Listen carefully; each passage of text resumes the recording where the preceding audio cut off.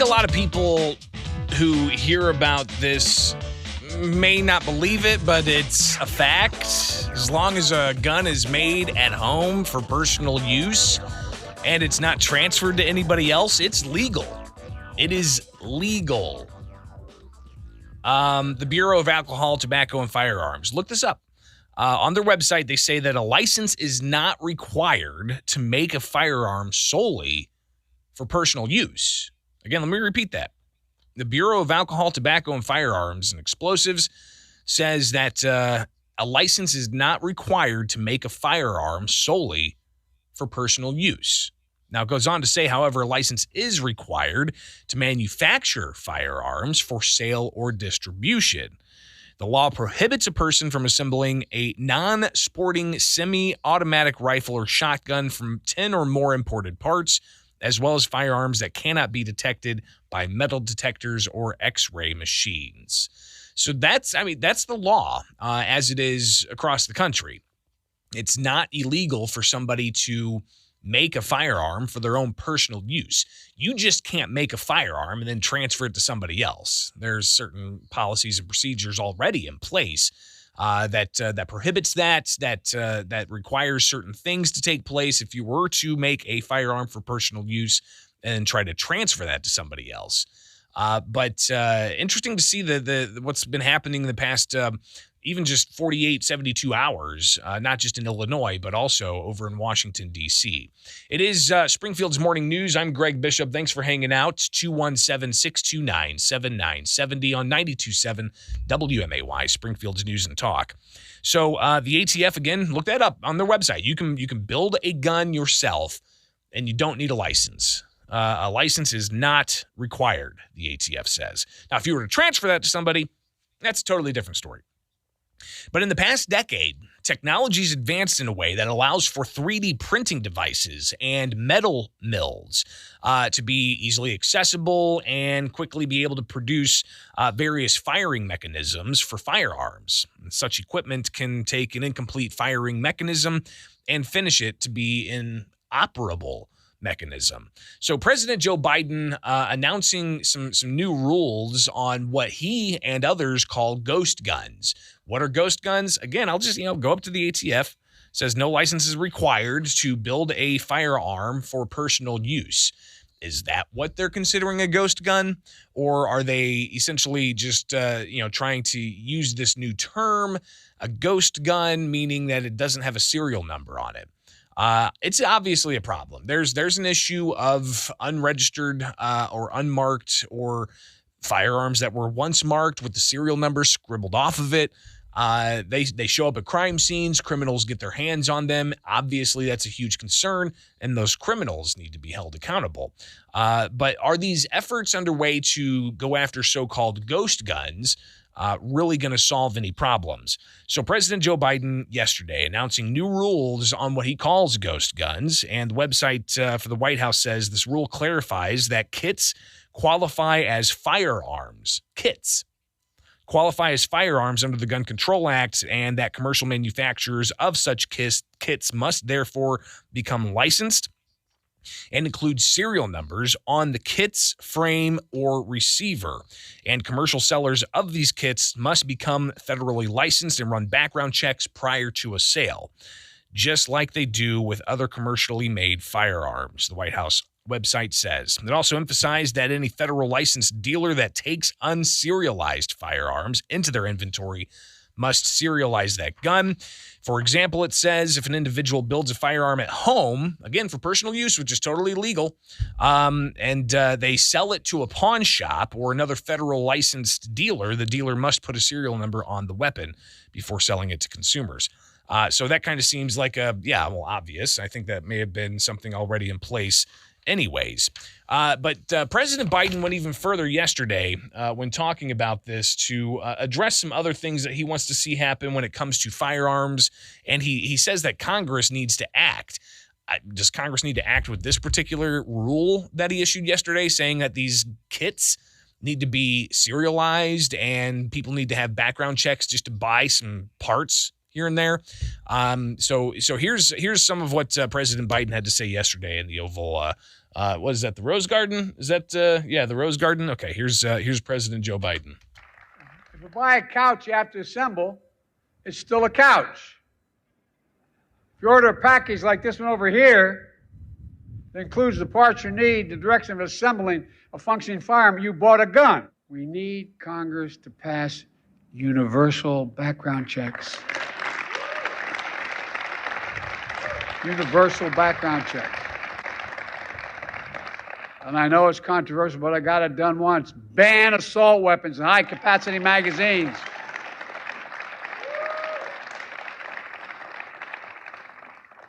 I was getting criticized when I first passed this law when I was a senator.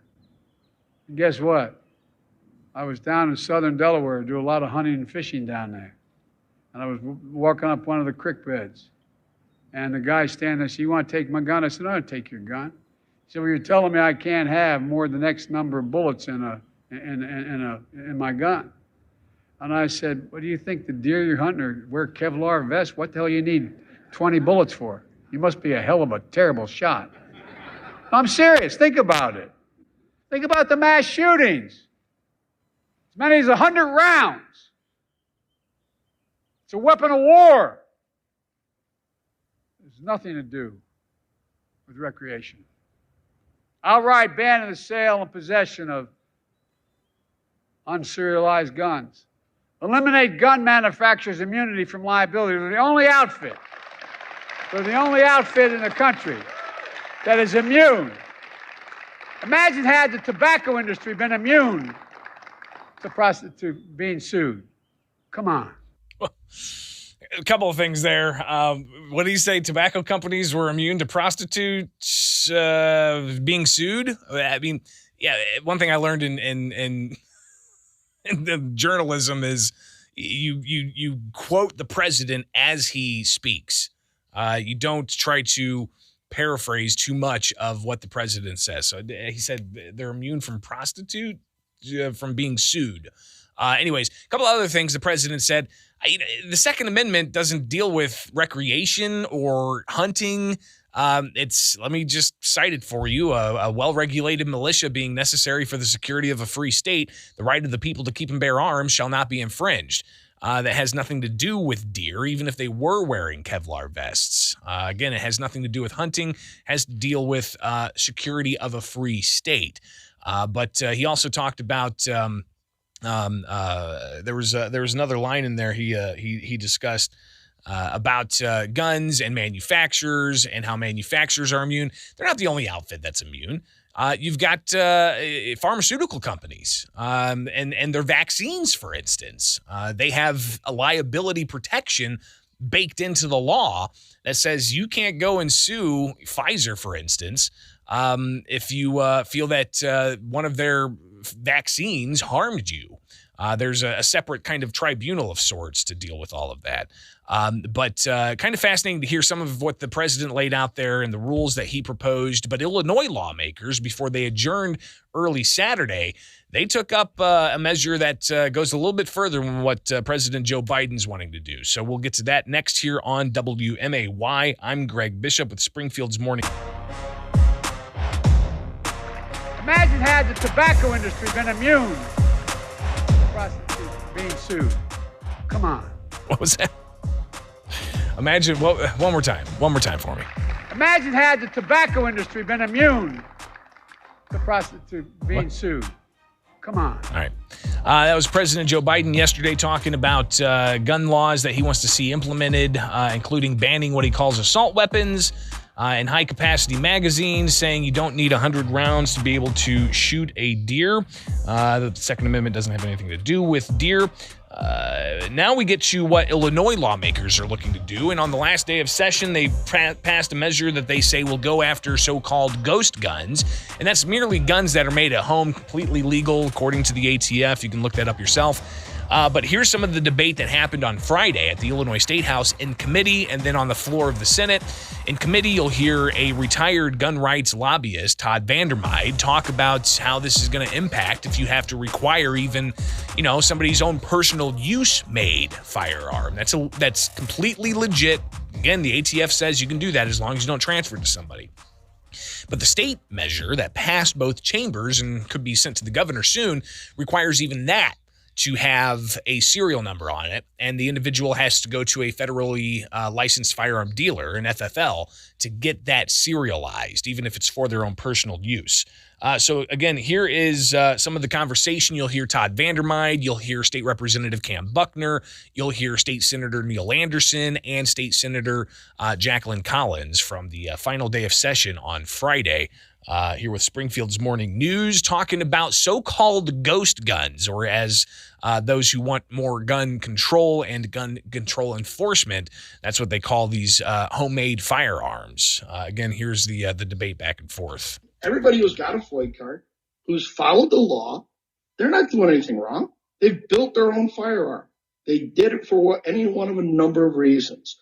But now you're going to tell them they have to go to an FFL in order to keep their currently legal firearm if they haven't already marked it. So if I want to make a target gun, I pull that out, drop it into a different frame. It's now a target model. I want a smaller gun for carry. I can change out the frame or actually what's called the grip assembly. This is not a bill about confiscation. It's a bill about compliance, right? It's about, there is this venue and this lane for folks to come into compliance.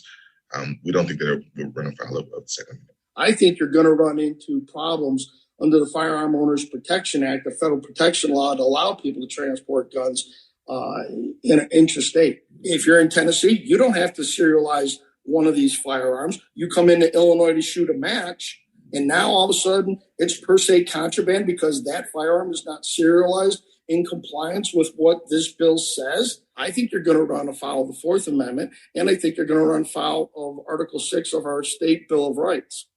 There is no enhanced penalty for a criminal, a convicted felon who has done this. But if me as a law-abiding gun owner, if I don't follow up and get my firearms serialized in the exact way, then I'm penalized. If you buy a car, you get a title, Mr. Chairman. So if you build a car or a motorcycle at home out of parts that you have to get a title for it from the Secretary of State. And this is actually the same thing. If you buy a gun in a regular gun shop, it has a serial number put on it by the manufacturer. If you build a gun at home from parts or a printer, then you have to have a serial number on it. But this isn't fixing a problem. This is just making criminals out of people that have a hobby. We see individuals who are domestic violence abusers or mentally ill, and just the basic criminal that you're trying to stop with the carjacking. They have these ghost guns, and the investigators and the police and law enforcement is not able to solve the issue of the crime because they're untraceable. Again, some of the debate around the Illinois so-called ghost gun measure, and that's in House Bill 4383, and it lays out a variety of definitions that even Todd Vandermeide said are problematic for gun hobbyists who like to modify their guns. The measure won't do anything to punish bad actors, as you heard him say, but it says that in the statute that they're wanting to ultimately get to the governor's desk and sign, it passed both chambers. It says that violations come up to a Class 2 felony. So we'll see ultimately how that gets implemented and whether or not there's going to be litigation on that. So one of the spaces to watch, of course, how your Second Amendment is impacted by these measures. And I just want to reiterate, go to the ATF website, look up, can you make your own gun? Yeah, you can. You don't need a license to do that as long as it's for personal use. The issue is if you were to transfer that to somebody else, then you might be running afoul with the law. But you can make a gun at home without a license. I mean, you don't have to have one as long as it's for your own personal use. All right, so we'll watch that space.